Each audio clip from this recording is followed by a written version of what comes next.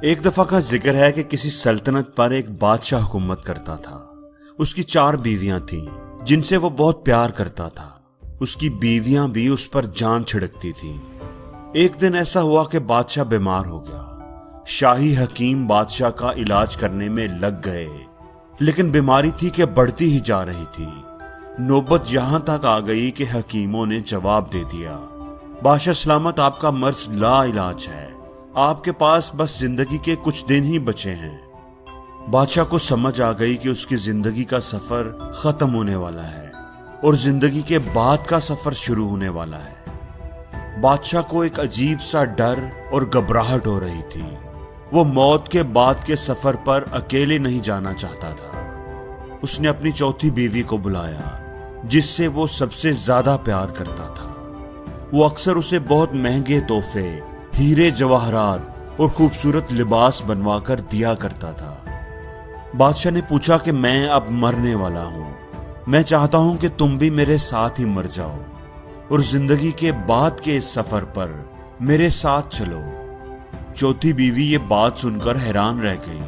اس نے صاف انکار کر دیا اور بھاگتی ہوئی کمرے سے باہر چلی گئی۔ بادشاہ کو تھوڑی مایوسی ہوئی، لیکن پھر اسے اپنی 3ری بیوی کا خیال آیا۔ وہ مجھ سے بڑی محبت کرتی ہے، وہ ضرور میرے ساتھ چلے گی۔ جب اس نے اپنی 3ری بیوی کو بلا کر پوچھا تو اس نے بھی انکار کر دیا۔ میں تم سے بہت پیار کرتی ہوں، لیکن میں ابھی مرنا نہیں چاہتی اور میں تمہاری موت کے بعد دوسری شادی بھی کر لوں گی۔ یہ کہہ کر وہ بھی چلی گئی۔ اب بادشاہ کچھ پریشان ہو گیا، لیکن ابھی بھی امید باقی تھی۔ اس کی دوسری بیوی نے ایک لمبا عرصہ اس کے ساتھ گزارا تھا۔ بڑے مشکل حالات میں اس نے بادشاہ کا ساتھ دیا تھا۔ بادشاہ کو امید تھی کہ اس مشکل گھڑی میں بھی وہ ضرور اس کا ساتھ دے گی۔ اس نے اپنی دوسری بیوی کو بلایا، اس سے بھی وہی سوال پوچھا۔ دوسری بیوی نے بھی معذرت کر لی، میں تمہاری کوئی مدد نہیں کر سکتی، میں تمہارے جنازے اور کفن دفن کا انتظام اچھی طرح کر دوں گی اور آخری رسومات تک تمہارے ساتھ رہوں گی، لیکن میں تمہارے ساتھ مر نہیں سکتی۔ بادشاہ ابھی سوچ ہی رہا تھا کہ کیا کرے کہ ایک آواز آئی، میں زندگی کے بعد کے سفر پر تمہارے ساتھ جاؤں گی اور آخر دم تک تمہارے ساتھ رہوں گی۔ بادشاہ نے دیکھا وہ اس کی پہلی بیوی تھی جس کا وہ بہت کم خیال رکھتا تھا، بہت کم وقت اسے دیتا تھا۔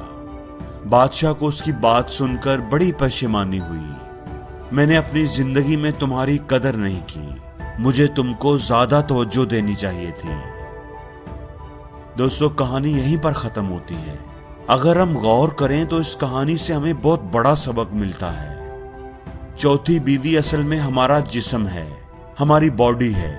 ہم اس کی خوبصورتی کا، اس کو دلکش بنانے کا بہت اہتمام کرتے ہیں، میک اپ کرتے ہیں، اچھے اور مہنگے کپڑے پہنتے ہیں، زیورات پہناتے ہیں، لیکن ہمارے مرتے ہی ہماری باڈی ڈیڈ باڈی بن جاتی ہے اور یہ سفر آخرت پر ہمارے ساتھ نہیں جا سکتی۔ ہماری 3ری بیوی ہماری جائیداد ہے۔ ہم پوری زندگی کوشش کرتے رہتے ہیں کہ ہمارے پاس اچھی سے اچھی گاڑی ہو، بڑے سے بڑا گھر ہو، مہنگی جیولری ہو، پلاٹس ہوں، لیکن ہمارے مرنے کے بعد سارا کچھ یہیں رہ جاتا ہے۔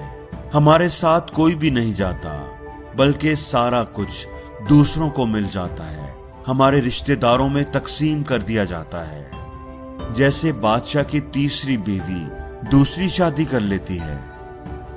دوسری بیوی ہمارے دوست اور ہماری فیملی ہوتی ہے، ہمارے عزیز و اقارب ہوتے ہیں، ہم ان پر بہت بھروسہ کرتے ہیں اور وہ بھی ہر مشکل میں ہمارے ساتھ کھڑے ہوتے ہیں، لیکن ہمارے مرنے پر وہ بھی کچھ نہیں کر سکتے۔ وہ بھی ہمارے لیے روتے ہیں، افسوس کرتے ہیں اور ہمارے جنازے اور کفن دفن کا انتظام کرتے ہیں، لیکن ہمارے ساتھ نہیں جا سکتے۔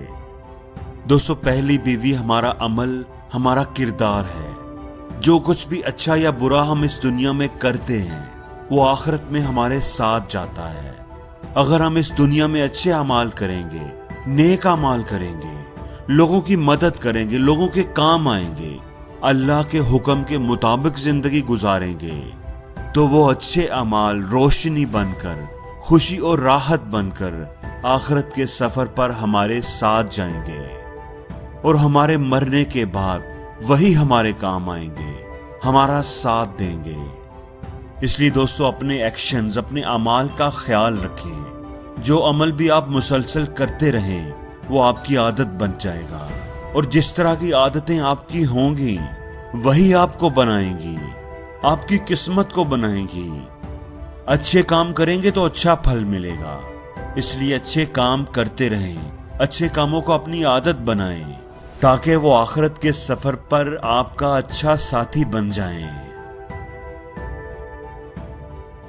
اور زندگی میں ہر روز کچھ نیا سیکھو، نیا سوچو، نیا کرو، لرن کرو۔